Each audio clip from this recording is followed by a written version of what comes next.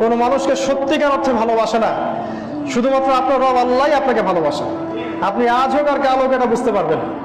আপনার গার্লফ্রেন্ড আপনাকে ভালোবাসে না, আপনার স্বার্থকে ভালোবাসে, আপনার অবস্থানকে ভালোবাসে, আপনার পরিবারের লোকজন আপনার অবস্থানকে ভালোবাসে। আপনি আজকে বড় একটা চাকরি পান, আপনার স্ট্যাটাস বেড়ে যাক, তারা আপনাকে তোলা তোলা করে বড় করবে। ওই আপনি এমন একটা কাজ করেন, আপনি সুদের চাকরি ছেড়ে দিয়ে আসেন, ৮০,০০০ টাকা বেতন পেতেন, চাকরিটা ছেড়ে দিয়ে আসেন, রিজাইন দিয়ে আসেন, দেখেন আপনাকে কি বলে।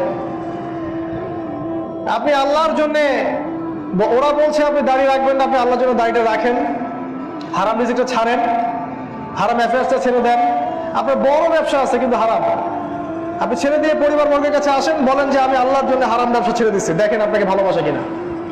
মানুষ মানুষকে ভালোবাসে না, অনলি আল্লাহ আমাদের রব আমাদেরকে ভালোবাসা। তো আল্লাহর জন্য সব ছাড়ার মানসিকতাটা থাকতে হবে।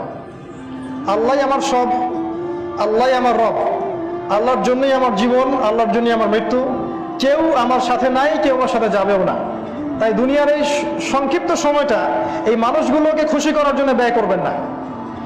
আল্লাহকে খুশি করতে চান, আল্লাহর কাছে ফেয়ার থাকেন, আল্লাহ আপনাকে সম্মানিত করে দেবেন ইনশাআল্লাহ। আল্লাহ